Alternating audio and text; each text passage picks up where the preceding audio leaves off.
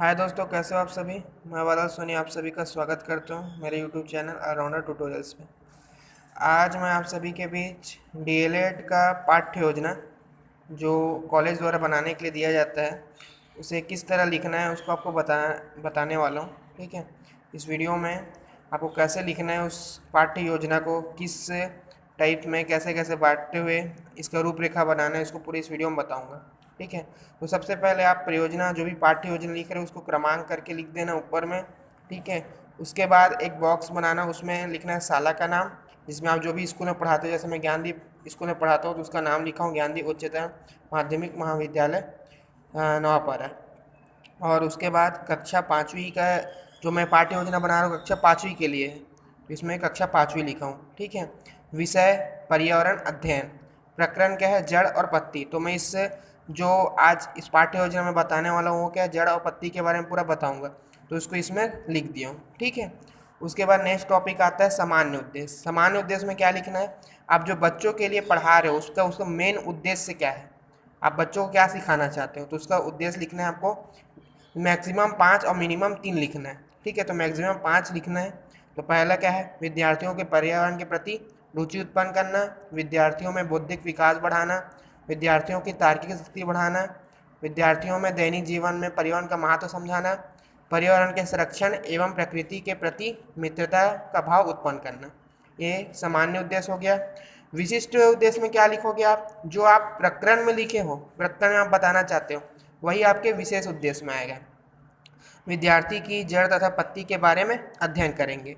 ठीक है, जो आप उसको पढ़ा रहे हो उसको उद्देश्य में लिखना है। पूर्व ज्ञान में क्या है, विद्यार्थी पौधे के बारे में सामान्य जानकारी रखते हैं, मतलब विद्यार्थी कौन सा ज्ञान उसको और है, इस जो विषय को पढ़ा रहे हैं उसके बारे में कुछ जानता है कि नहीं, उसको आपको बताना है। उसके बाद प्रस्तावना प्रश्न। प्रस्तावना प्रश्न में 3 बॉक्स बनेंगे, एक क्रमांक के लिए, एक शिक्षक प्रशिक्षित क्रियाएं, मतलब जो जो आप अभी शिक्षा ले रहे हो, मतलब डीएलएड के छात्र हो तो आप शिक्षक भी और पढ़ाते भी, तो इसमें क्या होगा, छात्र अध्यापक या शिक्षक प्रशिक्षु क्रियाएं।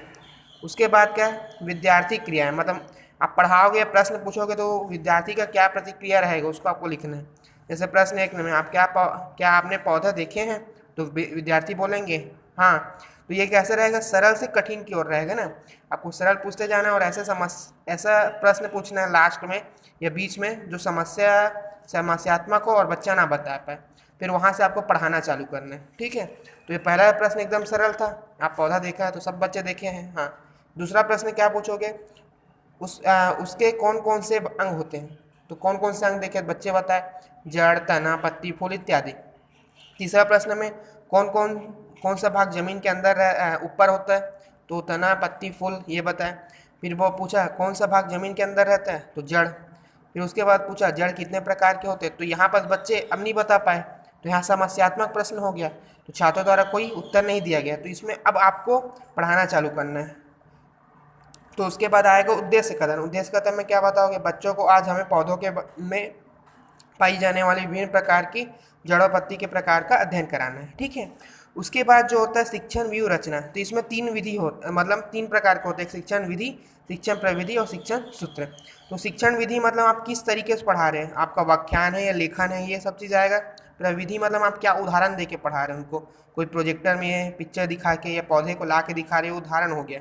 ठीक है, और सूत्र में क्या है, उसके लिए कुछ ऐसा सूत्र या ऐसा ट्रिक बनाए हो जो बच्चों को आसानी से याद हो जाए, ये सूत्र में आएगा। ठीक है, और उसके बाद सामान्य शिक्षण सामग्री जो जो आप उपयोग करोगे, जैसे चौक डस्टर श्याम पाठ इत्यादि। विशिष्ट में क्या होगा, प्रोजेक्टर जड़ पौधे का नमूना ला के बताओगे आप।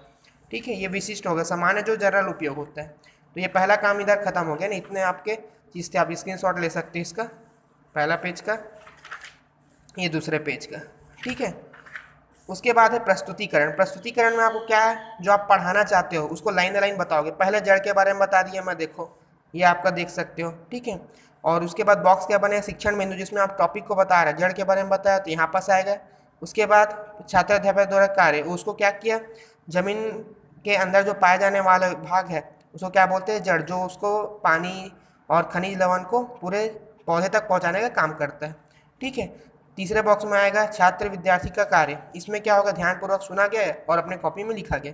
शिक्षण व्यू रचना, तो ये कौन सा व्याख्यान अपना पढ़ा रहा है, तो व्याख्यान कर रहे हैं। ठीक है, और श्याम पढ़, आप जो ब्लैक बोर्ड में काम करोगे उसको ऐसी ब्लैक पेपर में सिल्वर पेन के तरह से लिख के आपको बताना है या चित्र बना के दिखाना है कि आप शाम पाठ में क्या बनाए हो बच्चों को समझाने के लिए, ये उसका पूरा काम है।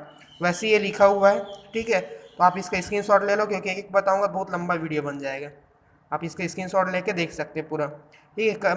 तो पहले मैं जड़ के बारे में बताऊँ, उसके प्रकार, फिर उसके बाद एक विकासात्मक प्रश्न होगा और एक बौद्धात्मक प्रश्न। विकासात्मक प्रश्न में जो आप पढ़ा है उसी को फिर रिपीट करके पूछोगे, और बौद्धात्मक में सभी दोनों जो पढ़ा हो टॉपिक को उसको मिलाते हुए एक नया क्वेश्चन बना के आप पूछोगे बच्चों से, ठीक है। इसकी स्क्रीनशॉट ले लो आप।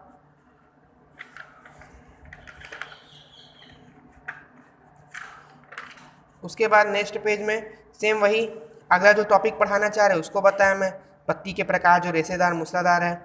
फिर उसमें बौद्धात्मक प्रश्न आएंगे, पत्ती के प्रकार आएगा, विकासात्मक प्रश्न, और जो मैं काम ब्लैक बोर्ड में किया हूँ इधर लिख दिया हूँ। ये पूरा ब्लैक बोर्ड में जो काम हुआ है उसको पूरा इधर बताया, जैसे ये चित्र बना के दिखाया, ये चित्र बना के दिखाया, इसको चित्र बना के दिखाया, इसको बनाया। तो ये ब्लैक बोर्ड में जो काम किया उसको है, ठीक है। उसके बाद आता है आपका पुनरावृत्ति प्रश्न, जो आपका पूरा प्रस्तुतिकरण तालिका बन गया ना, जो आपको बताया था प्रस्तुतिकरण तालिका था, ये वाला, फिर ये वाला, ठीक है। उसके बाद प्रस्तुतिकरण तालिका खत्म हो गया, उसके बाद आता है पुनरावृत्ति प्रश्न। पुनरावृत्ति प्रश्न जो आप जितना पढ़ाया हो उसका पुनरावृत्ति, बच्चों को पुनः स्मरण कराने के लिए जो प्रश्न पूछोगे, जड़ किसे कहते हैं, जड़ के प्रकार बताओ, पत्ती किसे कहते हैं, पत्ती के प्रकार बताओ, पत्ती में पाए जाने अभिविन्यास बताओ। तो ये सब उसका फिर पूर्ण, ताकि बच्चा पढ़ा वो उसको याद रहे और जल्दी समझ पाए। फिर उसके बाद कक्षा कार्य। कक्षा कार्य में आप क्या करोगे, जो आप पढ़ाए थे उसको कक्षा में देने के लिए तो सही विकल्प प्रश्न बना के लाओगे, या सही जोड़ी बना के लाओगे, या खाली स्थान के रूप में, जो बच्चों को और समझने में आसानी होगा, जैसे इसमें बना दिया हूँ मैं, इसका आप स्क्रीनशॉट ले सकते हो, ठीक है। उसके बाद लास्ट में गृह कार्य। अब जो बच्चा पढ़ा है उसको घर में फिर रिपीट करने के लिए आप उसको गृह कार्य दोगे, जो हमें टॉपिक पढ़ा है, जैसे निम्नलिखित पौधों में पाए जाने वाले जड़ों के प्रकार और पत्तियों की नाड़ी विन्यास बताओ। तो ये कौन कौन से टमाटर में बताना है आपको, गेहूँ में और गेंदा में, ये चीज़ आप उसको उदाहरण दे सकते हो। इसको आप घर से करके लाएंगे, लोग बच्चे बताएंगे, समझ गए हैं तो, ठीक है। और जो मैं उदाहरण लिया था तो बच्चों को मैं कुछ नमूना दिखाया, जैसा पेड़ को दिखाया बना के, तो उसका ये ऐसे प्रोजेक्टर में दिखा सकते हैं। तो ये विशिष्ट कार्य हुआ, तो जो शिक्षण प्रविधि के अंदर आएगा। तो ये पेड़ बना दिया, जड़ के बारे में दिखाया, अकेली पत्ती, जोड़ीदार पत्ती, ये इसका नमूना ला के दिखाया। तो इसको प्रविधि अलग से आपको जो क्या बोलते हैं बटर पेपर में, या आप नॉर्मल ब्लैंक पेपर में बना के दिखा सकते हैं। तो इस तरीके से पूरा जो काम किया उसको अलग से शिक्षण प्रविधि बना के बता दिए, ठीक है। होप गाइस आपको वीडियो अच्छा लगा रहेगा, और आपको पूरा इसका एक बार मैं पलटते हुए दिखा देता हूँ, जिससे आप स्क्रीनशॉट लेके लिख सको। ये पहला पेज था इस तरीके का, ठीक है। उसके बाद ये सेकंड पेज है ये। फिर उसके बाद प्रस्तुतिकरण तालिका तीसरा पेज ये है, ठीक है। उसके ये पीछे चौथा पेज, फिर उसके बाद ये पांचवा पेज, ठीक है। और ये गृह कार्य लास्ट छठा पेज, और ये जो आप प्रविधि बीच में लगा सकते हैं, लास्ट में लगा सकते हैं, ये लास्ट पेज है, सातवां पेज, ठीक है। तो आप इसका पूरा स्क्रीनशॉट ले लो ताकि आपको बनाने में आसानी हो। तो वीडियो अच्छा लगा तो लाइक और सब्सक्राइब और ज़्यादा से ज़्यादा शेयर करना, ताकि बाकी लोगों को भी इसका नॉलेज मिल सके। थैंक यू दोस्तों।